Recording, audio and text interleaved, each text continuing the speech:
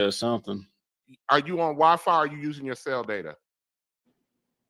Wi-Fi. Can you hear me? Yeah, turn your Wi-Fi off and just try to use your cell data. Pastor, how you doing? I am well. How you doing, Pastor Rush? How you doing, sir? I'm good. How are you? I'm well. Enjoying you guys' conversation. You liking this conversation? I am. Why you liking it, Pastor? Because it's truthful. And I think it is home. I think it points to the objective at hand. And that is the importance of the weight of the burden of a man. It can be universal, but in this aspect, obviously, to be concrete in what I'm saying, is a burden of a Black man in his families, Definitely. in his community, in his home. Yeah. So what I wanted to ask you while we're talking about our ladies and how they present to us and what they don't understand about us, what from a covering is really a spiritual perspective. So what is actual covering? Covering is as equal to leadership as white is to rice. It's the same in one. When you cover, you protect. When you lead, you protect. So you can't really separate the two without speaking about the other.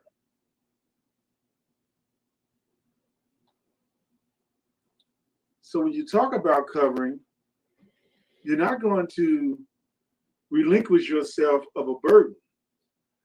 And just to simply try to unpack the burden, we're just simply talking about, you guys are just talking about the weight.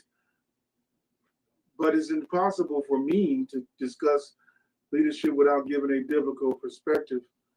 And the two aspects are the specific authoritative viewpoints or frame of references that you've been speaking about in terms of the spiritual perspective of leadership or the covering of a woman and the practice thereof.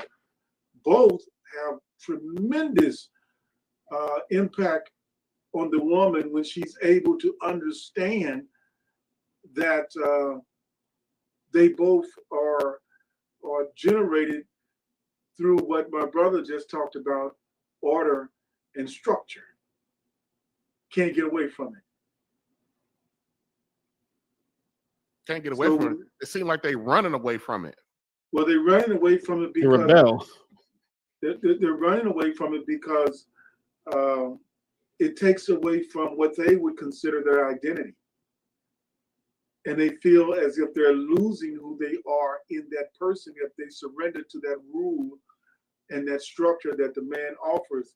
Now they want to be impacted by the circumstances that can be provided or the heritage that can come with it to build a generational bliss down here on earth. But when it comes to the surrendering of their relationship to that man, they want to hold back because they just don't trust the man.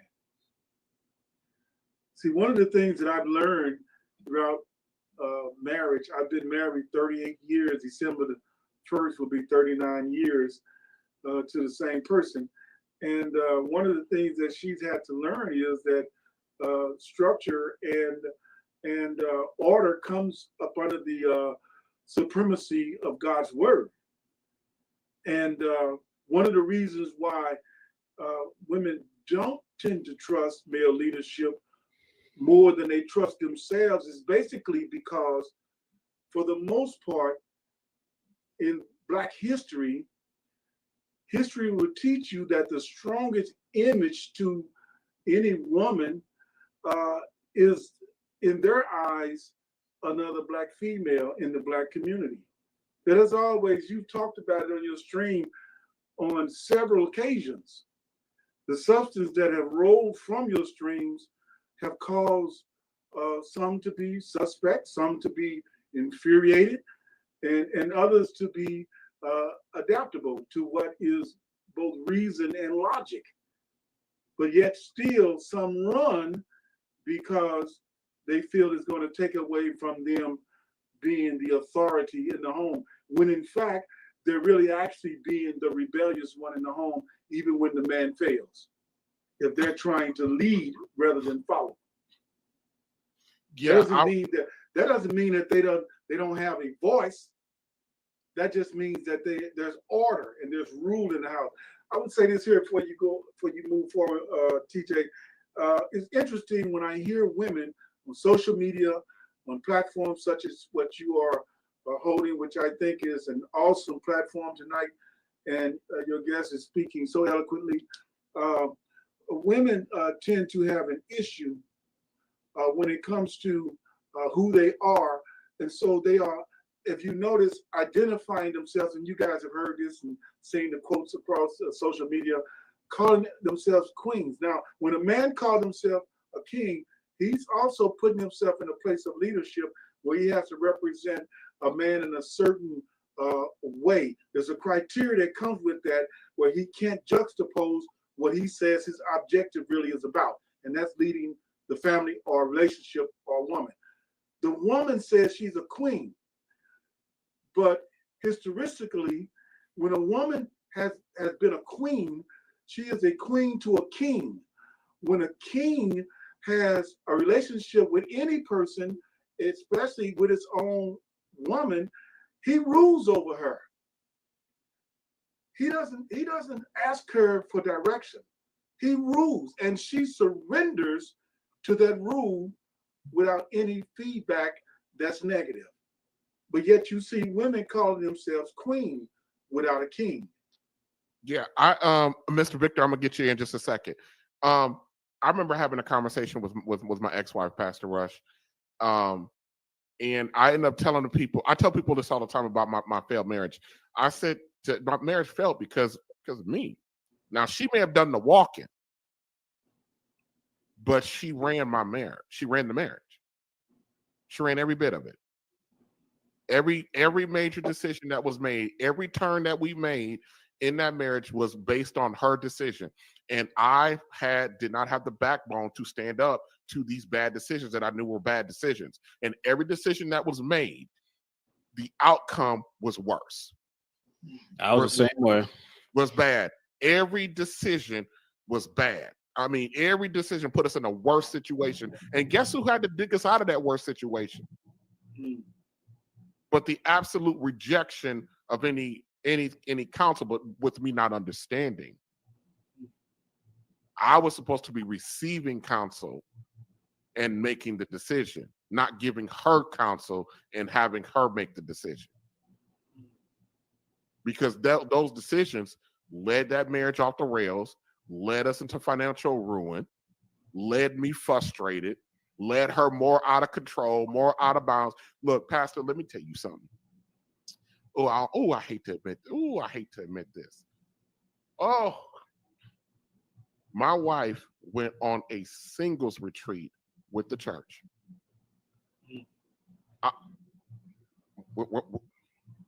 We're not talking about like facilitating a class.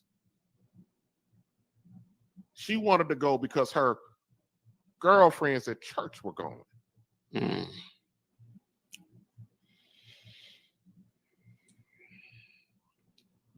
Yeah.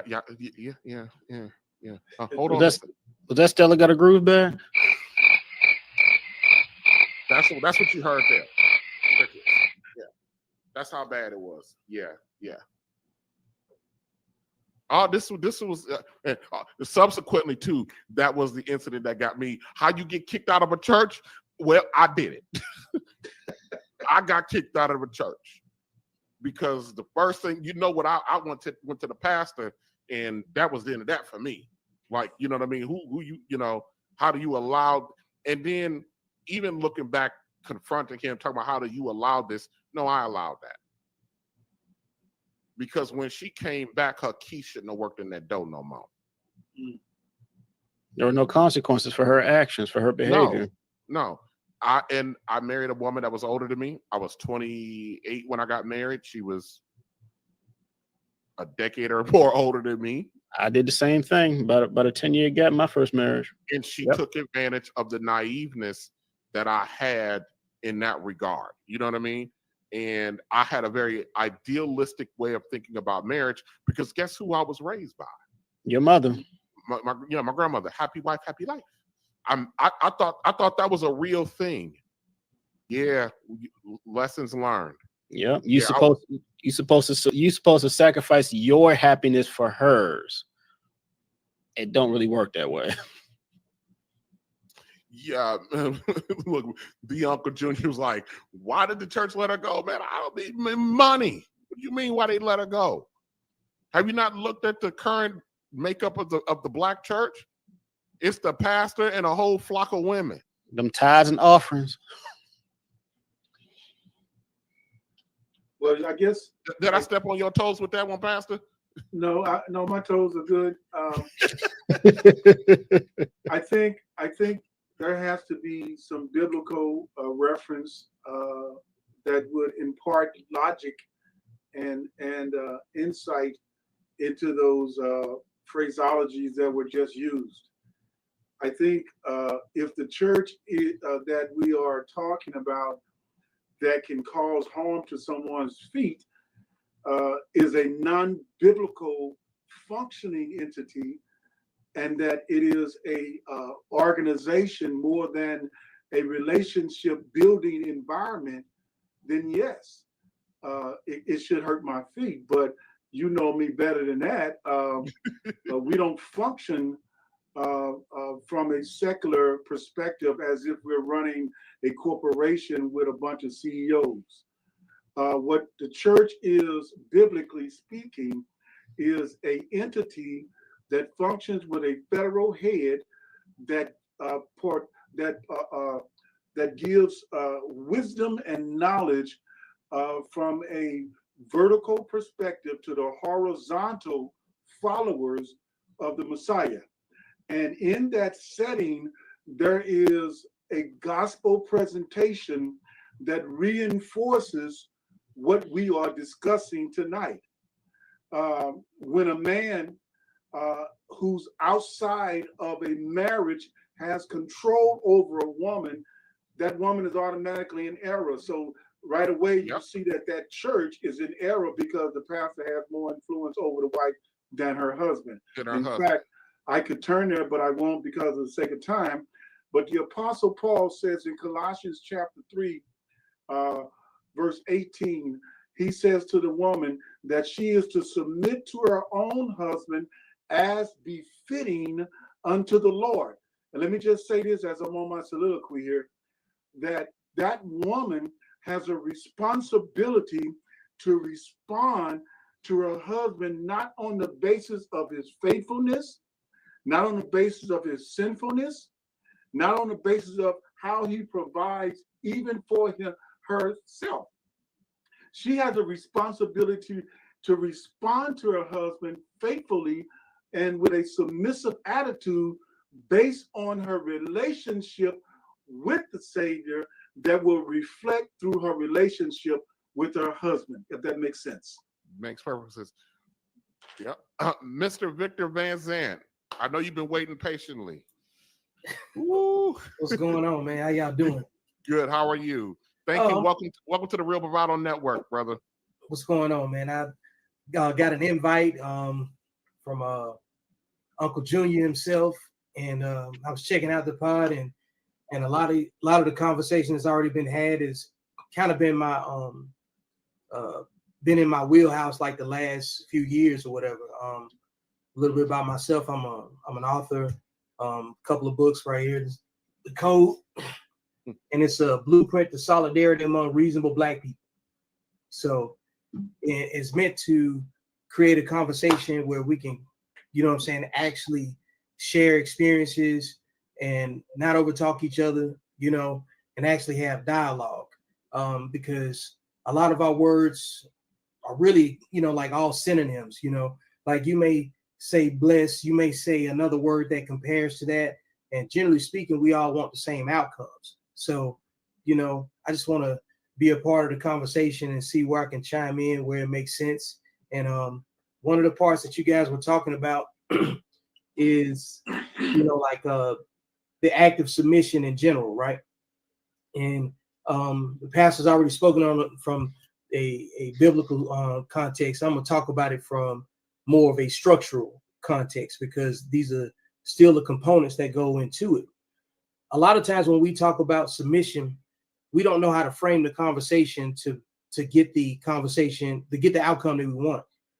And a lot of times when they hear submit, it goes right into a primal, you want me to do something that shows obedience to you in a forceful way. When the reality is this, yeah, exactly. They think of it in an extreme, okay? And the reason they think in extremes like that is because they think from their feelings. Okay. So when you think from feelings in a place of desperation, you're going to come out with fear in most cases. Okay. So put a pin in that part right there. Men are not afforded the opportunity to live in fear and make decisions in fear. So we have to come up with. Say that again. Say that one more. That went by too fast. Way too fast. Yeah. So one more time. Men are not afforded to do what? Men are not afforded the opportunity to make decisions out of fear. And why is that? Because everybody dies when we make the wrong decision. Because you know what I'm saying? If you're doing what you're supposed to be doing, and we're talking about men that fit the behavior that I'm describing, because all men don't fit the same behavior, just like all women don't fit the same behavior, but generally speaking, we teach discipline, we teach code, we teach ethics. And you don't see men ending up in situations where they have to go be corrected, like in prison, and women run the prison. They work there, they part of the prison demographic, but you got to have some credible institutional control. And you don't have credible institutional control without men involved. Number one. The other part is, when have you seen women work together? And what have they ever accomplished together? When have you seen women be corrected by other women? Women don't even submit to each other. If you take men out of all of their problems, look at how they communicate with each other. Let that marinate for a second.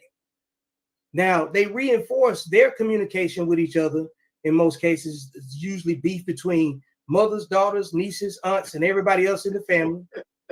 You don't see uncles and nephews boxing each other, when they hanging out. All right. Not normally.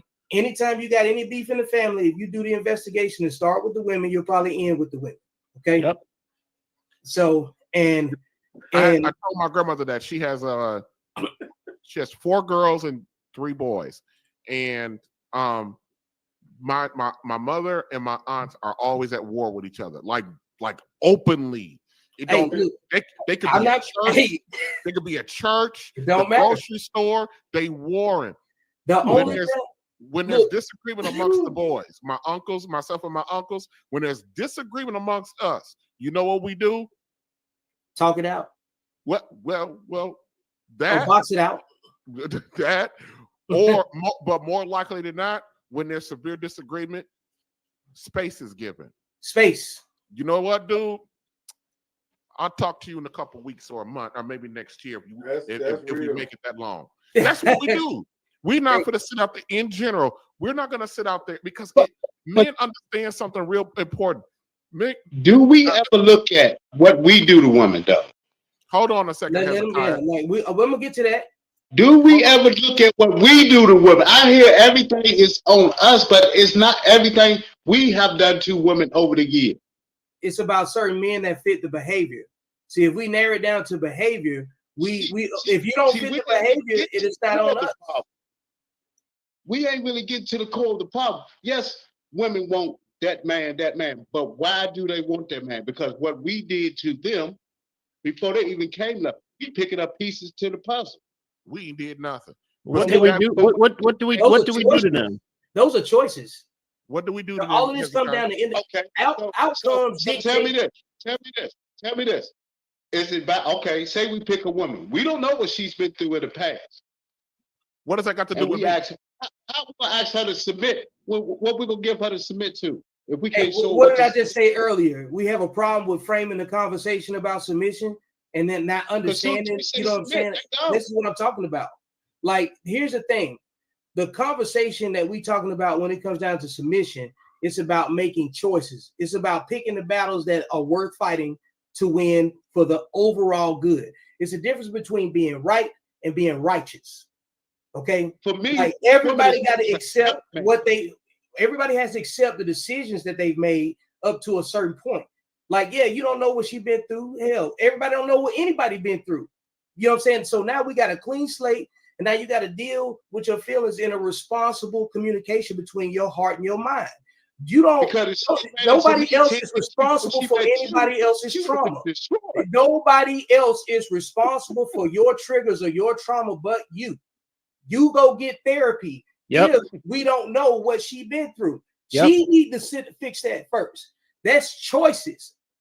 Men always have to take everybody else's responsibility for how they feel and how they was raised. We just sit up here talking about how women in general communicate with each other. Look at how they reinforce their communication with each other.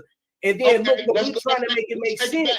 Hold up. I need to make this point. Because it's gonna get lost in translation. See, you have to look at how they communicate with us, because it's based on how they communicate with each other. Then they think that communication translates to what we understand. And then we never hit each other in the right spots. Now it looks like we trying to be better than them and they trying to be better than us. And the reality is we need to find a better way to be complementary. All of the arguing and stopping and interrupting people from finishing their conversations are going to keep people from missing the point. And if you look at that behavior, who does that more, men or women? The reality is women have seen how we treated them since the time they was born to the time up to now. And we supposed to be, oh, okay. No, they have been going through these things and seeing these things, and they just ain't up for it no more. They're not down with it no more. They'd rather have you to be the side man. It's a deal. It's not even a relationship anymore. It's a partnership. You can only have the relationship that you can afford. That's it. They only want you for this, and that. They want to be treated like a queen, but they want to be the king too, and they can't get both. And what we doing is trying to make them submit when they're not going to submit. Why should they submit?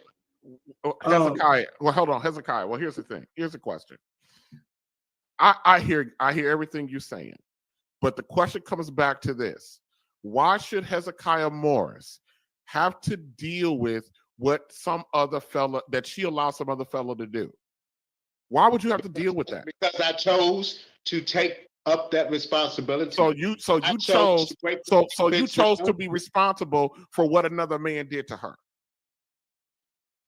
It depends on what I'm looking at it for, or what I'm going in it for. If I'm just going in it for one thing, I'm gonna play it how it needs to be played.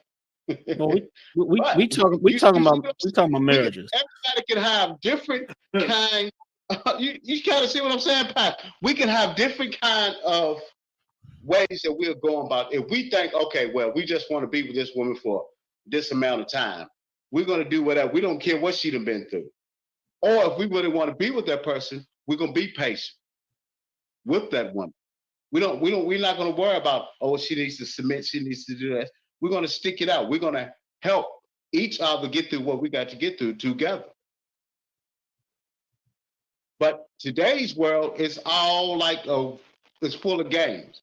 A woman can be more independent. They can make more money without being with a man at home nowadays. Hezekiah, let me stop you right there. I hear the notion that, the talk about women can make more money. Let me tell you something. According to Hezekiah, you've been around me a long time. According to blackdemographics.com, the average Black woman, that includes women with degrees, earn $36,000 a year. Black men Go to my Instagram page. Go to my Instagram page. See how much they make. Huh? What did you say? Go to my Instagram page and see how much they make. That's statistics.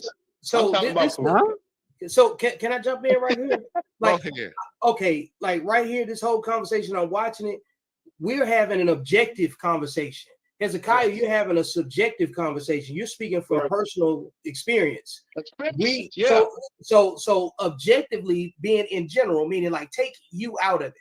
Think about what I'm saying. Okay, when you talk about submission, you can only speak on it based on your own personal experience in life. Anecdotal. Anecdotal experience. Anecdotal experience is an exception. It is not the rule. Generally speaking, the men on this panel, we've had a whole different conversation about this same subject, and now it's a different conversation because of your personal experience. So what I'm demonstrating right now is objective versus It's not my subjective. personal experience. It's what I'm seeing, because you're seeing it from a different perspective, and I'm seeing it for what I see every day. Yeah, Or you just what said it again. I mean, you're making my point. Hezekiah, you said that the things that men or black men have done to women, what exactly have we done to them over the past 10, 20, 30 years? Stay at home over the years, keep them in the house, keep them hidden from doing things to make them feel a part of. Keep them in the house. Hezekiah, black women have been the head of the house since 1970. What are you talking about? Have they really been? Everything Yes, that they we really have been. yes, They have really been the head of the house, Hezekiah. Black women are still the head of the house right now. For the most part, yeah, because there's no man in the house. There's the government made sure they took the man out the house. That was our number one priority. Take the man out the house. That was a decision we made. Stop that. We need to stop this. My grandfather's generation, I call it the civil rights generation, who started accepting this garbage from them. That was a decision that generation made. They did. Yeah. So I don't want to hear nothing about. You weren't on the stream last week, Hezekiah, when I talked about conspiracy or economics. The conspiracy is the government came in and took us out of the house and separated us. That's not it. They don't. The government ain't got no. They don't benefit from keeping us down. They do benefit from keeping us apart. Those are very two different sets of things. Yeah, because even during slavery, we were still married at what 80% rate. Yes, during civil rights era, up until 1965, 80%. And now they're the most educated and also the most evicted. So they going to school to learn how to get put out. Like, you know what I'm saying? At some point, we got to respect somebody's outcomes. You know what I'm saying? Because if you want to talk about everything they've been through as if they make better decisions than we do, then we'd have to listen, because the person with the least amount of resources can't make the rules. That's right. So who we gonna listen to? The most evicted? Like, I mean, really, it boils down to who can take the problem, who can push the conversation into the problem solving and dialogue part, who can get past their feelings and stop talking all this subjective stuff, these feelings in their personal situations, and have an objective view of our culture and think about something greater than their own hurt. And that's what men are designed for. That's how we are wired to be. And that's why we're the ones who purpose. Yep, and we're the ones that are suited to carry the burden. Mr. Van Zandt, here's one of the things that I tell a lot of brothers a lot of times, and a lot of brothers don't want to hear this out of me. We got to stop being afraid to tell our women the truth. Yep. A lot of them don't know. A lot of them don't. So when I speak to my lady or any other lady around and I tell them the stuff I tell them, you should see the look on their faces. And that's because no other man in their life has said to them the things that I'm talking to them about. And they pastor, they pastor, or they supervise at work. They'll take it from them, but they don't want to take it from you. Yeah, they'll take it from. But and my thing is we as men got to stop worrying about here's the thing, and let's just keep it a buck. And I'm trying to keep at all times. I'm trying to keep it clean for Pastor. We place so much value on that good. You know what I mean? We place a lot of value on it because, generally speaking, it's a very hard accomplishment for most men to get that good. Yeah, it takes a lot of work and effort to get. Women control access to that. Yep. So, because we place so much value on that, we tend to not want to say anything that's going to disrupt us from getting it. Yep. And so therefore, True. our women are walking around here with this mindset and this this thought process regarding men or men's behavior, what our responsibility is, or what we even need or want. Because men in general, Black men in general, won't tell them the truth of what we really want. Absolutely. You're right. That's what I was trying to get at, you. You just hit the nail in the coffin right there. I don't know if we heard the same point he was trying to make. What do you think he was saying? We would do anything to get the good. But that's a lot. But that's part of a larger point. Especially young. That's part of it. Really. But the larger point. Yeah, what's the larger point you're trying to make, TJ? The larger point is that that's tied to fear and irresponsibility in us. We have to get over that. We cannot be afraid to not be able to be that a woman's going to turn us down in that way. Because let me tell you something. Guess who don't put a lot of value on that good? Them. Half of them don't even keep it up right. If they did, they wouldn't give it out so easily. There you go. Well, if they did, they would not give it away so easily. Hey, TJ, you can probably look up this stat while I get ready to drop this nugget to add on to that. So, women have what, like 80% of the kids right now out of wedlock. All right, they're making those kids with only 16% of men. Okay, 16% of men, right? And then 50% of men are childless and single, and the remainder is married. Okay. Right. And there's 30% of that in there. I'm skewing the numbers, but like there's about a third of that percentage that's virgins. So there's a whole. So what does that tell you? That tells you that 30% of men are still virgins by the time they turn 30. I call it the 30 for 30. Okay. Yep. So what do you think I'm saying? You know, when I say that, because I got a point that I'm going to make. I want to hear what everybody else thinks, though. Like when you hear those type of numbers. I think that you have majority of women who, most women only pay attention to about 20% of men. You know, the men that's making a certain kind of money, a certain kind of height, got some kind of swag to them. You know, basically Tupac in a suit.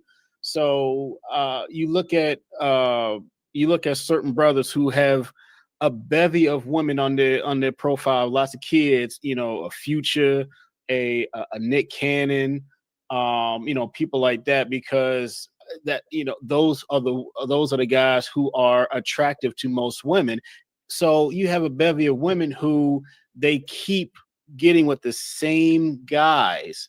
And in some cases, you have some of these women who are sharing the same guy. That you have someone that they would rather share a guy that has a ton of resources than to build something with an average man who they can build something together, build a family together, build structure together, and come together as a community. But they don't want to go through that struggle. They would rather just kind of sit in the winter section and wait for the guys who got their stuff together to come over there, and then they'll all congregate around that one guy. And thus, that's why you have 80% of women who are having babies with basically 16% of men. Here's another way that I put it. Yeah, go ahead. Quick. I always put it another way. And our women don't like to hear, oh my God, I think I'm gonna get killed one day. Hey, I'll say it. I'll take the bullet for you on this one. I'm gonna say, I got no problem saying it. Our women are out here purposefully, actively sharing men, but yet claiming that they want monogamy. That's one part of it too. I got the switchblade though. Everything you guys said fits the large demographic. You know what I'm saying? The larger answer that I'm trying to get to. The nutshell of it is this. Women compete for the worst men to get pregnant by. Yes. When you package it that way, you got to think about, because they are in unhealthy competitions with each other. When have you ever seen them beef over anything of value? Number one, you watch reality TV popularity soaring and the WNBA is failing. Okay. They couldn't even put their own president in office. They could have had Hillary Clinton and protected their own Roe versus Wade rights. And by not putting Hillary Clinton up there, they definitely didn't help themselves in the you know what I'm saying, in the birth rights, the women's rights category. Then they put Kavanaugh in office on the Supreme Court. Then they lost Roe versus Wade while arguing on behalf of support of LBGT. And now you got men that dress like women that have more rights than original women. Like, and now women got to be identified by being cisgender. And that's no shot to nobody. I'm just saying, like, I don't even know what that is. I don't even know what exactly. that is. And that ain't no shot at nobody that might be watching. I'm just saying the level of conflict, you know, like nobody wins when the family's feuding. Women are beefing with each other so much that they're losing sight on what's actually important for them to actually be a woman. That's why we have to have conversations like this to fight for our own masculinity. You know what I'm saying? Yeah. We have to put things in perspective. You know, we got so many men that have never been raised with a man around. Yep. That is, you know what I'm saying? That is missing some pieces to his instinct, missing some pieces to his understanding of the world. You know what I'm saying? And what I said a couple streams back, Hezekiah? Yes, you did. So how can we get it to the point where we're making a positive impact on us men as well as women? Well, you know what, for the men, first of all, submitting, we got to submit to each other too. You see what I'm saying? And that's what this is. This is why I say this is submission. There's a larger purpose. We already get it. That's why the conversation's being had. We have to understand that we're in it. We ain't here to fight each other. You see what I'm saying? Do you think it's 5 women sitting around right now having the same conversation? Oh no, they couldn't do it. You see what I'm saying? Like, they're having it, but they're having it in the opposite nature. They're having it in the way that Hezekiah came in about talking about, you know, what men have code. We ain't did nothing to them. The vast majority of men ain't done nothing to our women because we haven't had access to them. We're not bopping them upside the head, you know, dragging them down the street, is that and the third. We have never done that. And you know, you got someone say, oh, you know, they're still feeling oppressed and all this other kind. We have never done, especially black men. We have never had even the power, let alone the desire to do that. And yeah, there's some bad dudes out there, but a vast majority of men are not out here just trying to just dog women out and just you know, being the worst of the worst. Like, especially as guys get older, you know, we get to about 30, 35, 40. We you know, we done playing the games, we done, you know, sleeping around, all sorts of kind of stuff. We want a family. Right. We want to be with one woman and build something with her and have a family. It's just difficult at that point when you have built something of yourself, when you have some kind of structure and order, when you have made yourself into a man worth of value.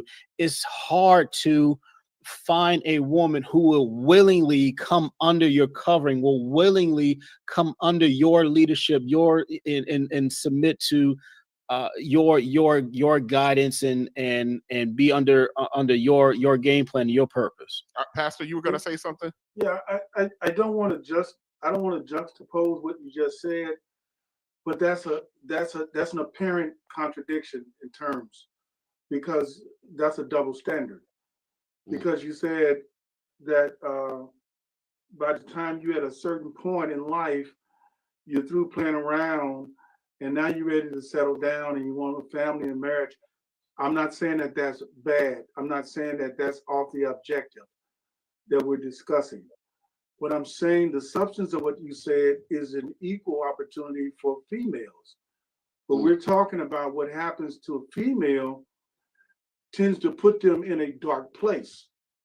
When they fool around until, to a point where they want to go as far as they want to go until they're ready to marry, they're subject to get pregnant. And that puts a dark spot on them for men of value. Yep. So what's good for the goose is good for the gander. If you're going to play around, they should be allowed to play around as well.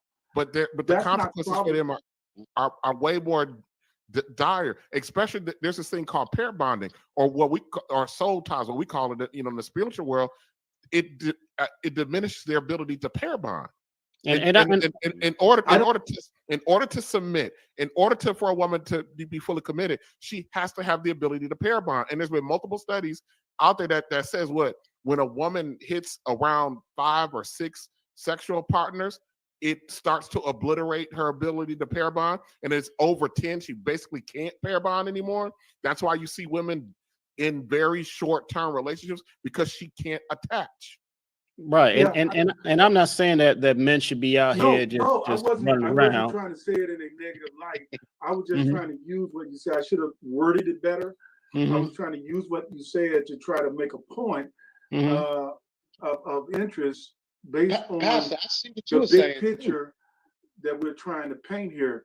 Because I think the objective, I could be off, but I think the objective is to problem solve to a place where we can win over our Black women from the deception that's led them away from our community. And I think what has led them away from our community is information that didn't come from our community. And they hold to that information as a standard that's on the outside of the community. Mhm. And so no matter how much a Black man can offer or what he does to present himself well to her, she doesn't even know that she has a standard that's been handed down to her that's on the outside of our community. So she never sees the standard that the Black man sets, because he's never going to reach that standard in our community, because the standard is on the outside. Right. Real quick, Pastor, real quick. I want to play something. It's 3 minutes, okay? And then I want you guys to, it's on topic. And this is from the Lapeef Network. Is 5 versicle 21 to 30. Look it up real quick so you can Cool. have So your argument. the thing that I tell people on a regular basis is that you need to read what happens before and after so that you can add the context. Thank you. And what he talks about is specifically, he breaks down what submission looks like, but then he specifically tells the wife to submit to the husband. I'm going to read it for you.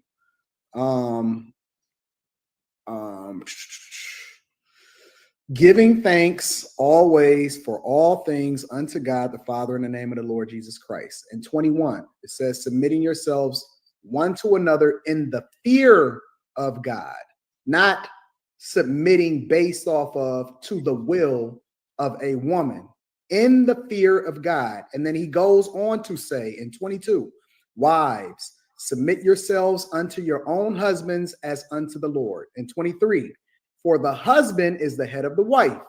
And he specifically breaks down what in the fear of the Lord is supposed to look like when it comes to the family structure. For the husband is the head of the wife, even as Christ is the head of the church, and he is the savior of the body. Therefore, as the church is subject unto Christ, so let the wives be to their own husbands in everything. Husbands, love your wives, even as Christ has also loved the church and gave himself for it. That's what the protection and provision looks like. That he might sanctify and cleanse it with the washing of the water by the word, meaning that you are to submit to your husband, understanding that he knows what's best for you and is going to create the oasis for you to be able to thrive. That he might present it unto himself, a glorious church, not having spot, wrinkle, or such thing, that may be holy and without blemish, without wrinkle or blemish, meaning you are to be perfect. And then I am responsible to you, which is one of the reasons why you need to submit to me. So ought men to love their wives as their own body. He that loveth his wife, loveth himself. You are a representation of me. For no man ever yet hated his own flesh, but nourisheth and cherisheth it, even as the Lord loved the church. So my point is that to just blindly say to submit to your wife without the context is disingenuous, because that shows a lack of understanding. Submitting based off of the fear of God, meaning that you are to get under my covering and I'm to love you as Christ loved the church, means that I am not to submit to your will, but I am to submit to God, understanding that I need to love you the way that he loved the church. It is a completely different context, and people take it out of context, which is one of the reasons why I like to read it, because it does not mean to submit in the same way that we ask wives to submit to their husbands. Our man works alone and never looks the same way twice. He's an exceptional assassin. I know I can find him. I like to win. So do I.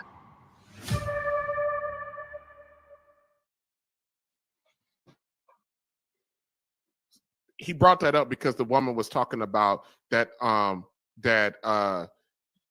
the husband needs to submit to the wife just as well, and he wanted to correct her understanding of submission. He's like, no. He goes, I got to submit to you, but it's differently. It's differently, and that's why I wanted to talk about a little bit about covering, and what it looks like on a practical level, what it looks like, on a day to day.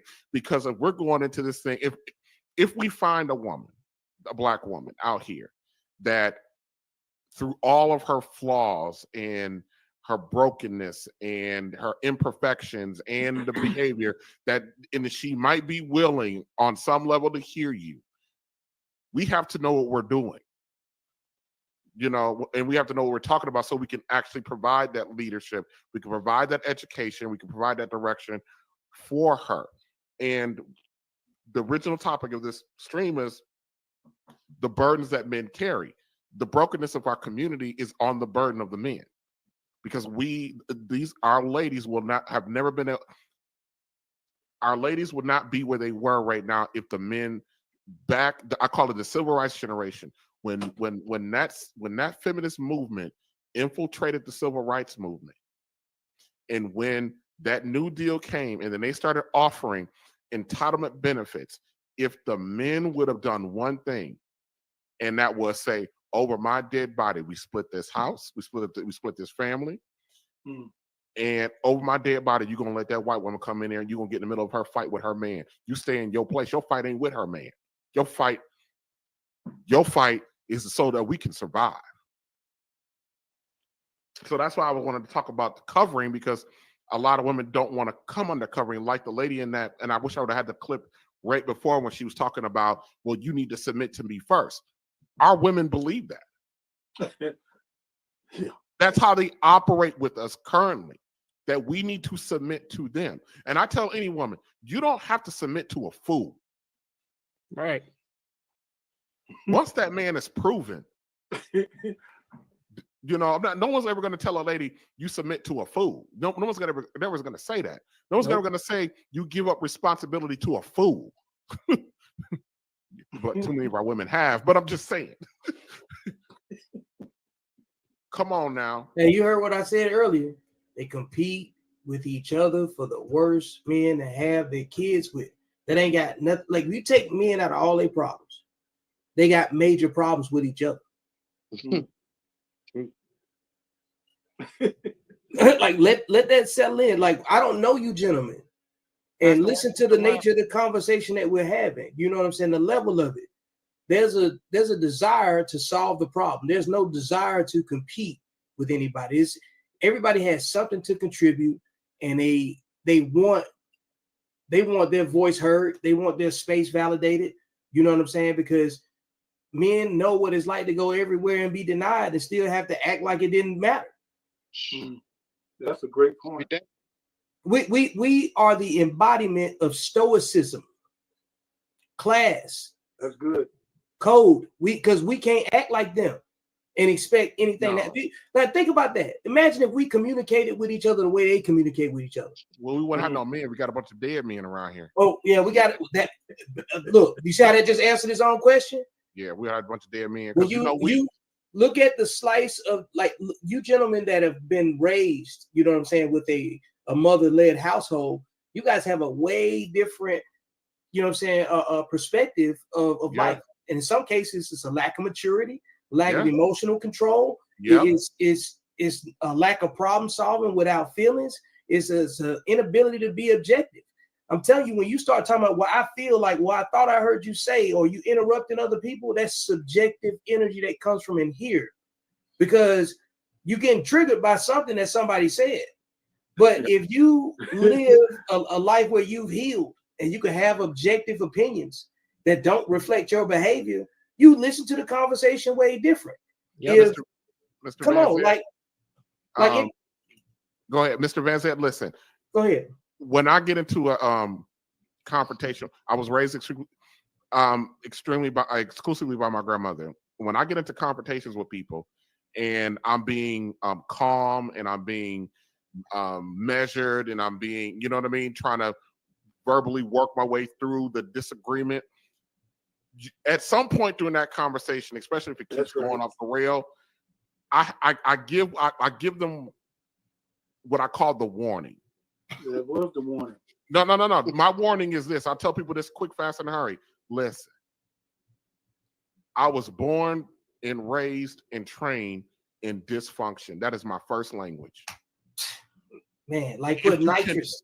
If you continue down this road, this here me trying to be, as you say, stoic with you or trying to be reasonable with you, this is me working hard.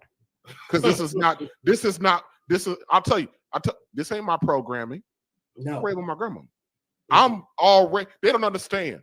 By the time the conflict happened, I'm already on 10. And I'm internally fighting that down. Yeah. Because I'm and the only reason I'm able to do that is because I know that I'm pre-programmed to wild out like my grandmother wilds out. I talked about this on my last stream. I would wild out just like her. And let me tell you something. Sometimes, because we were raising, I fail, man. I fail with my own lady sometimes. I completely lose it, emotionally. And I know and then I get even angrier because I know that I shouldn't have been on that level. But I know where it come from.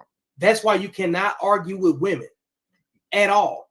You cannot argue with women. That's their frequency. You see what I'm saying? Like, you just do way better as a man by just not saying anything, saying, hey, I don't care how mad you are about it. I don't want to talk about it. You know what I'm saying? Until you can have a conversation where you can take the emotions out, because that's the decision that they're going to make in the moment. And those feelings that have been enabled to be acted on have been authorized by woman-led homes, because women want you to feel something. Yeah. And that's where they got the switchblade down there. You know what I'm saying? In that frequency. Hold on a second. I gotta give some air horns to Messy Michonne.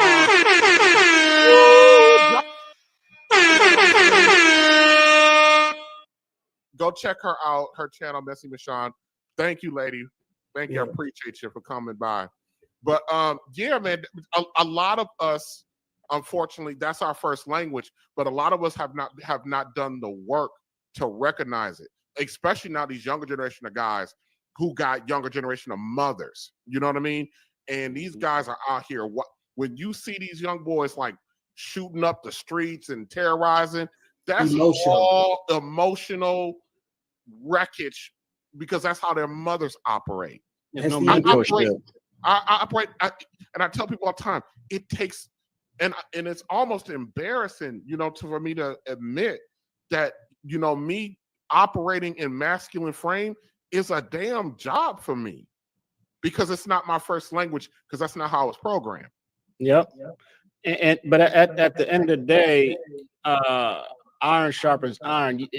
Women can't raise a boy to a man. It takes a man to do that. Yes. I told the story about, and I think I made a clip about it. Yeah, I did. I have a clip on my channel about it. I told the story about how when I met my father when I was 30. I had my very first conflict with my grandfather a year later, my dad's dad. So this man was born in 1944, 41, 42. So I had so you know what type of dude this is. So I had my very first conflict with my grandfather. It was over something stupid. It was over cutting grass. This dude looked at me and he was like, I can't talk to you. You argue like a woman. And he walked away from me. I was stuck. I'm trying to tell you, like, hey, I was stuck. There's a certain behavior that already lets you know how far it's gonna go. And he just walked away. And first of all, I got even more angry because he walked away. But see, because that old school, they don't have the the framework to explain what's going on or why it's saying what they're saying. You don't have a filter. Right. But it took me a long time to understand that was his way of telling me that there was something off about me. You know, and that I had to do. It took almost another 10 years for me to evolve to that, though. You know what I mean? And so I actually talked to him recently about that. And I told him, you know, I said, I really wish that I was around you, my father, growing up, because I'd probably be a different kind of man. But I said to him that day, I said, I appreciate now that you said that to me. I tell him that. I said, I appreciate what you did. And he just smiles, and then he starts talking to me about, oh, I got some more stuff. No, I'm good. You know what I mean? So you wasn't the only. You already sliced me up one time, but I survived. Like, let me make it. No, we good. You I did gotta your open the wound to give you my flowers. Right. I remember this time when you didn't wash the dishes the right way. Man, look, but that same kind of lesson. That same kind of lesson that you got though, like with me, growing up with my father in the household, he had us out there cutting grass and cleaning the room, washing. We was trained before we was almost 10 years old. We was doing everything around the house and outside the house. Then we go to grandma's house. They got us cutting wood and everything. We was learning how to be men. Putting a woman's emotional maturity into a man turns him into Tupac. I don't know what you mean by that. You see, Tupac died at 25, didn't he? Yeah. There you go. Well, this was interesting. I'm not gonna, fellas, listen. I'm gonna put a pin in the discussion right now. What we normally do, we end the show with our theme song, and then we come back and we do like a 5-minute wrap up, okay? And then we wrap up the discussion and how we felt, how it went. So, for everybody watching, I thank you. I appreciate it. I always, ladies, I encourage you to, anybody that's in the chat watching, stick around for the wrap up. You can come up, chop it up with the wrap up part of the show. We can talk about anything that it doesn't even have to be the topic. Okay. So I appreciate everybody. Just stand back and wait for a second.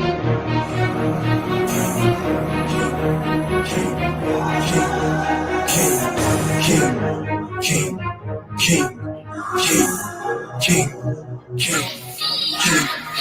I'm a king cause I do what I want and what I need. I don't need you to nobody, I'm busy doing my thing. Mess with me and you could get forgotten, just let it sing. I don't play, I just win every day, I get it in. I'm a king cause I do what I want and what I need. I don't need you to nobody, I'm busy doing my thing. Mess with me and you could get forgotten, just let it sing. I don't play, I just win every day, I get it in. I'm a king, and I will never knew. Plotting for my fall, you getting hanged for treason. I don't aim to please, do anything I feel. Haters gonna talk, don't listen to the shit. They tryna be like me, they know they can, yo. Can't even get close. I'm on a pedestal, sitting on my throne. My neck be decked in gold. I don't do no hoes. I've got a queen though. I'm a king cause I do what I want and what I need. I don't need you to nobody, I'm busy doing my thing. Mess with me and you could get forgotten, just let it sing. I don't play, I just win every day, I get it in. I'm a king cause I do what I want and what I need. I don't need you to nobody, I'm busy doing my thing. Mess with me and you could get forgotten, just let it sing. I don't play, I just win every day, I get it in. I'm a king. I told you guys before, ready for the war, to get me way much more. Gather all this spoils, add them to my kingdom. Shout out to my fans for pledging your allegiance. You get a reward, the best flow you've ever heard. I don't be mixing with birds, I'm a lion on the surge. Always pushing to the edge, facing arrows, never scared. For my greatness, I'm a serve, and only under myself. I'm a king cause I do what I want and what I need. I don't need you to nobody, I'm busy doing my thing. Mess with me and you could get forgotten, just let it sing. I don't play, I just win every day, I get it in. I'm a king cause I do what I want and what I need. I don't need you to nobody, I'm busy doing my thing. Mess with me and you could get forgotten, just let it sing. I don't play, I just win every day, I get it in.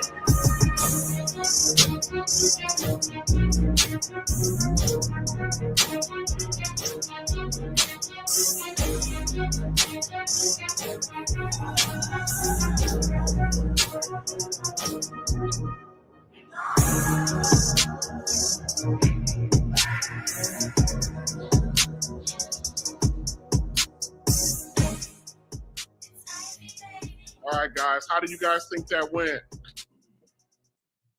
It was good. It was good. Good. Yeah, I think so too. Goodness, it didn't quite go the way I thought it was going to go, but those are the best conversations.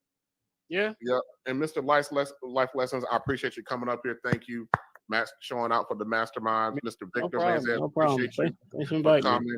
Yeah, I appreciate that. Pastor Rush, he's sick. He's been sick for a couple weeks, and we were supposed to do this on Tuesday, but I got called into work, so I got to go to work. So we switched the schedule at the last minute to do this with us. So I appreciate these conversations. I think are absolutely necessary because we got to do something, man, about us and us not being together. And I always make the statement that despite the rift between Black men and Black women, we got to stop giving these people all of our money, and they're getting it from us because we're separated. We don't, the average Black woman, I think, has a net worth of like $300. That's insane. Probably on Cash App too. What'd you say? Probably on Cash App too. Probably all on Cash App. Probably all on Cash App. Absolutely. And man. But see, here's the thing is, though, you got all of these kids out here with these women. You got a bunch of women with all of these children, and we got a bunch of men out here who ain't got no woman. Yeah. So I always talk about the fact that we need a new deal. We need to figure out, how FDR created the New Deal for America. We need a new deal for Black folk. Yes. And let's be a little bit honest. We're having like these deep conversations about the deep-rooted issues. But man, here's what I know is not going to happen. Our women are not going to go back to traditional women. But that don't mean that we can't strike a new deal, which is going to require some sacrifice from them and some sacrifice from us about what we expect out of one another, because this is unsustainable. I told somebody the other day, I said, Black people as a unit, we're like a stage 4 cancer patient on hospice. We just don't know we're stage 4. When I first got on here, and I was listening to UTJ and my brother Life Lessons, y'all was just giving a lot of substance about so many things and just generality, but staying objectively in all the topics and all the thoughts all together. It was really rich. And I just want to commend you two brothers for starting this off and really setting the platform and the foundation for what we could piggyback off of. I just thought it was really insightful just listening to you guys. I think I said I really enjoyed listening to you guys, which I really did. And the rest of you guys is just as good to be on here listening to you brothers, man. I have 7 children, right? I have 3 boys without any girls, without any boys, without any girls, no kids. I've got 2 daughters with no kids. My daughters with no kids are in their 30s, and my sons without any kids, 2 are in their 30s and 1 is 27. So I get what you guys are saying, and I learned so much from you brothers, and it closes the gap for me in how to communicate with younger generations. I love that example, TJ, you gave of your father in the middle of your soliloquy. It was just great, man. Really eye-opening, and really spoke to what a man should be like when he just said, you know, if I'm not doing what I do, then who am I? You know, that was awesome. I think that was a great take. That was my father. And I just, you know, sometimes we don't give our fathers credit. My dad, you know, he's an old school man, you know, because he was raised by a hard old school man.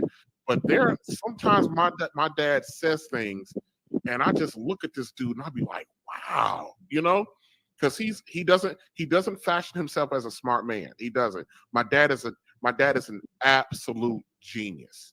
You understand what I'm saying? He doesn't think he is. Though.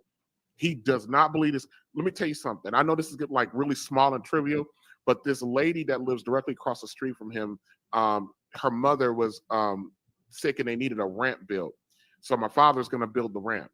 So I went with him to Home Depot and we got all of this wood and cement and a bunch of stuff. We got back, we started setting up in the yard, and then got his equipment set up in the lady's driveway, just everything set up. And then he just starts measuring stuff and marking stuff. And then I just looked at him, I go, don't you need some plans to build a ramp? Like, you know, like a blueprint or something like that? A blueprint. That joker looked at me. He said, nah, I'm just going to cut this wood and hammer it in. Yep. And this man created one of the most professional looking. I mean, you would think like a company came out and built this. He did it in about 4.5 hours. You know, and all I would do was just hold stuff while he would drill. And I can't do nothing mechanical, but he's an absolute genius. I see this man with electrical, mechanical stuff, and he is beyond gifted. But he doesn't believe that because he's a utility. You know, so he doesn't believe that translates into any level of genius. All of my uncles are mechanics. My father's a diesel mechanic. When they're working on projects, my dad is a perfectionist, so I would never let him teach me anything because I got a younger brother who he's trying to teach how to become a mechanic. It's hard to watch because my father he's a perfectionist and he's a bully. So when my dad's brothers got projects and they can't fix like a car, they can't figure it out. They literally call my dad. They don't even tell him what's wrong. They just point to him because none of my uncles can work with my father because he's that difficult of a man to work for. You know what I mean? Because he's a perfectionist. But oftentimes, you know, he says stuff and I'm just amazed by what he said. Like that statement to me is like, you know, when he's talking to my sister, what else do I got to do? What am I? You know, if nothing else. So it's sometimes we're so close to it. That's just dad. That's just pops. But we don't look at him as the man, as a man. You know what I mean? Leader. As a leader, right? Right. Absolutely. I live with my uncle. He's a bishop. Before I moved in with him, before he passed away, I didn't know nothing about being a man. All I seen was what my father had done before that. So when I moved in with my father's brother, he was the bishop of the church. He taught me about how to, like we call it, submit to the women, as in that guy was talking about in the other YouTube video you showed. How to be self-sufficient, how to cook, how to do things with love. Instead of always being, I need you to do this, I need you to do that. He taught me how to be a man, what's required of a man. And you know, sometimes when I show a woman that, or I do that for a woman, they'll be like, who taught you how to do all that? I ain't never had a man do none of that. You know, and it's baffling to me. Well, let me tell you something, Hezekiah, and maybe the guys might disagree with me, but I don't know. Domestic duties towards a woman from you should be a treat. Yeah. Do you understand what I'm trying to say to you? Yes. It's not something you do as as something to prove anything to. It's a treat. It's like you use it like you're buying them jewelry. It's a bonus. Yes. Yeah.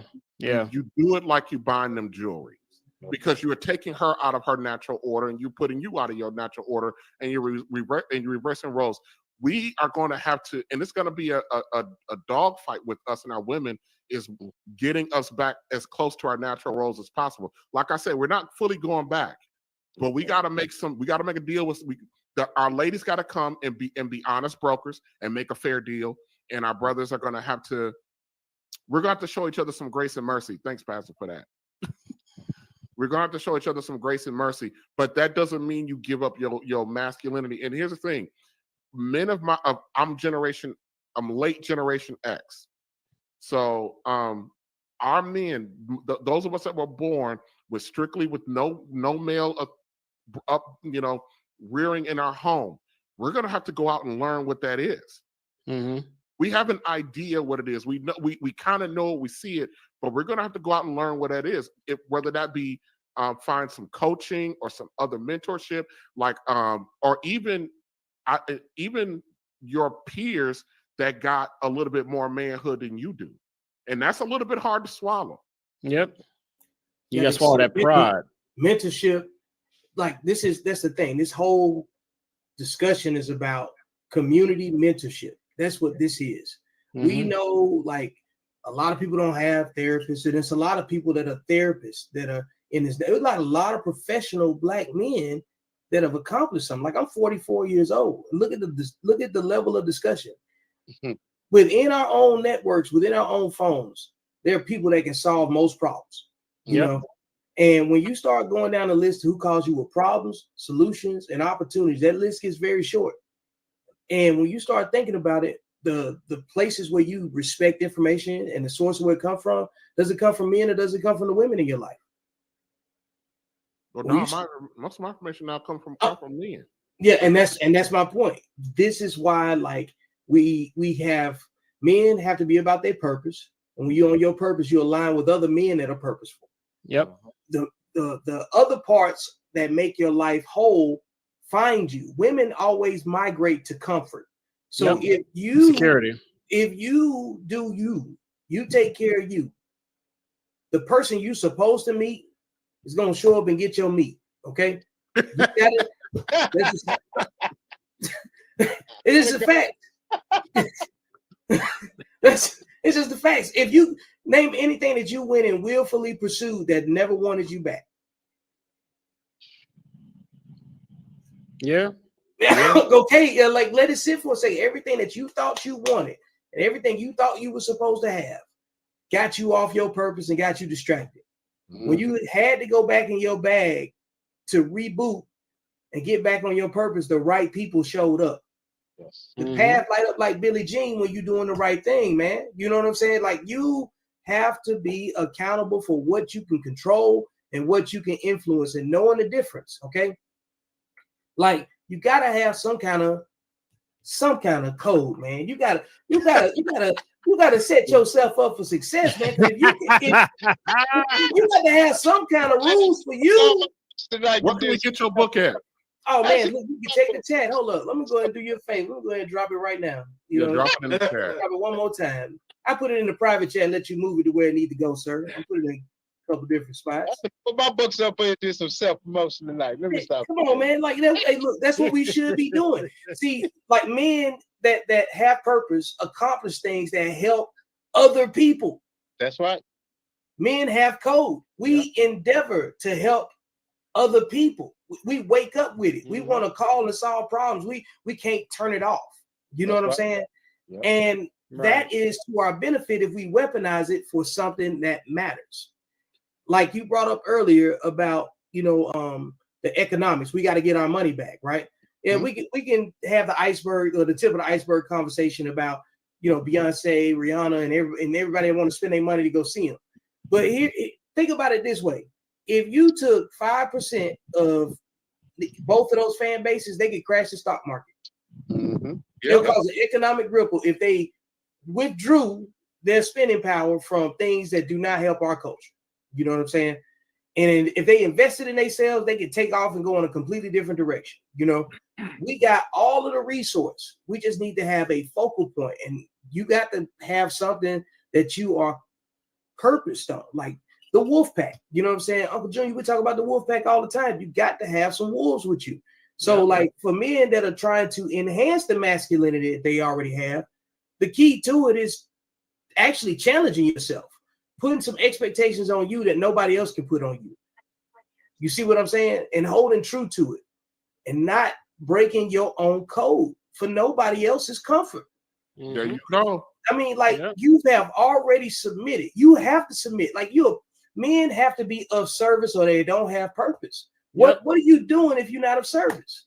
That's not a man, really. Like do you pick up the phone and call useless people? No. Like you wouldn't bother wasting your time.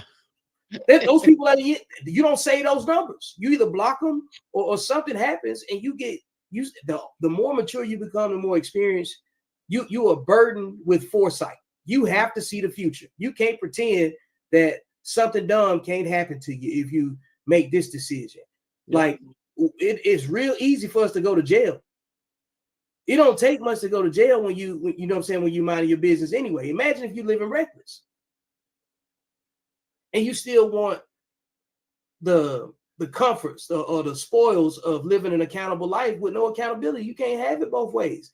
That's why like men that need to argue about 50-50, go work on your money. You need to be able to take that out of your conversation, because if you have all of your foundational needs met for yourself, right? Like meaning you got good health, your bills taken care of, you know where your next meal comes from, everything's stocked up and nothing else is holding you back. You can invite a woman into your space and you ain't got to talk about money, because all you can still have is what you can afford. And all of that don't have to do with money. Sometimes your attitude, sometimes it's your ability to be a compliment. Do you understand decentralized leadership? Because there's a time for you to lead and a time for you to follow. See, that's the other part when we talk about in submission. That doesn't mean we want to make every decision. You know what I'm saying? We want to have authority, but we don't want control all the time. We want to be able to say, I want to be in the back and break glass just in case for an emergency. That's the way my life is, you know what I'm saying, with my lady, you know. And because of my background, my journey, she respects my journey. And she also realizes that there's some shit she just don't want to do.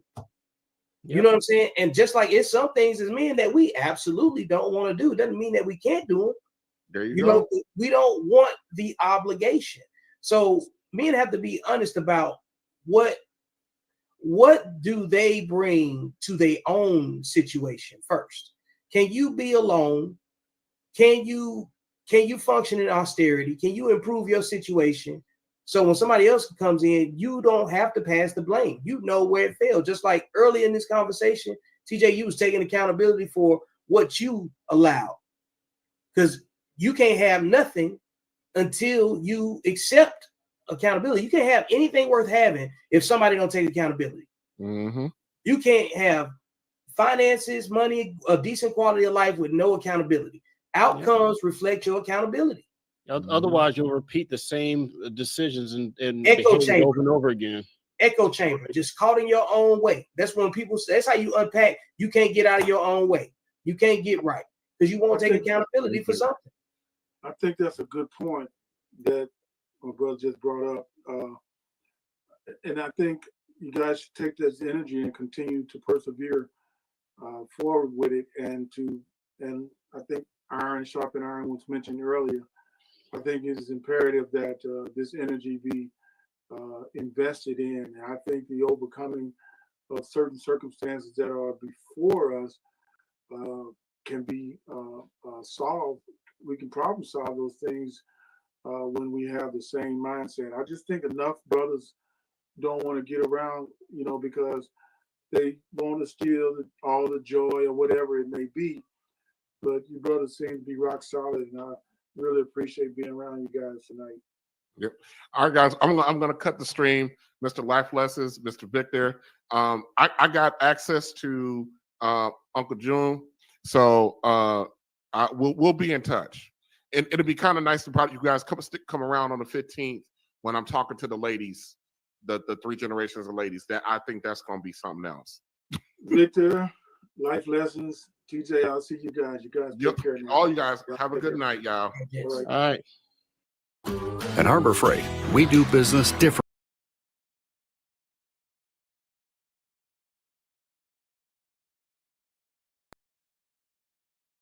Hey, I appreciate y'all watching the show, catching the stream. You know, shout out to TJ, formerly known as Real Bravado Network, and he is in the chat right now, asking to drop his link in the chat itself. He moved over to, I think, Through the Fire podcast on YouTube. I'm trying to just rebroadcast some stuff that may have missed some of the airwaves, and some interesting conversations I've had over the year. Man, that was really good. I think that was from last year, if I'm not mistaken. But the conversation is that we've had in the past are starting to pick up a little bit more momentum and steam. As you can see, the separation and between the disciplined and the undisciplined people. And this was before I wrote Accountable Masculinity, as you see right here. That conversation kind of refined this book right here. So I just wanted to show the natural progression of taking the conversation from the gripes, the miscommunication, the arguments, and really drawing it into a product that we can see a refined plan that helps us solve our own problems. That's the biggest thing that I want to be able to give to the people that follow the content, is that you are in control of how you react and how you respond. Going forward, as this year gets ready to wrap up, I want everybody to focus on their emotional discipline.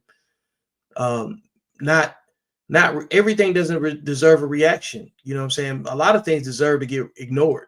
So once you do that and you start paying attention to the way people engage with certain things, you make different decisions. I wanted to read aloud the thing that I wrote in the Facebook group. And by the way, for those of you that haven't, go ahead and join the Facebook group called Accountable Masculinity. Follow Accountable Masculinity University on YouTube and look for Accountable Masculinity anywhere. Any place you see the badge, it's got something to do with me. So I want to read this before I turn the stream off. Thank you to all of the men that share positive content to this page that reflect what Accountable Masculinity is about. This page is meant to be group therapy. Ignore the combative topics and let those people isolate themselves. Avoid the topics that are not aligned with emotionally disciplined thinking. Express yourselves as you see fit and make note of the people whose commentary is centered on dysfunction and being contrary. Avoid topics that are posted by people that do not have a solution to the problems that they are attracted to discussing. Pay attention to what people react to, and it will tell you what level of self-esteem that they are operating at. This is the page where you learn to read the room. Your triggers are your responsibility. Nobody owes anyone anything, not even understanding. This is why emotional intelligence does not exist without emotional discipline. Emotional intelligence is obedience to objective reality.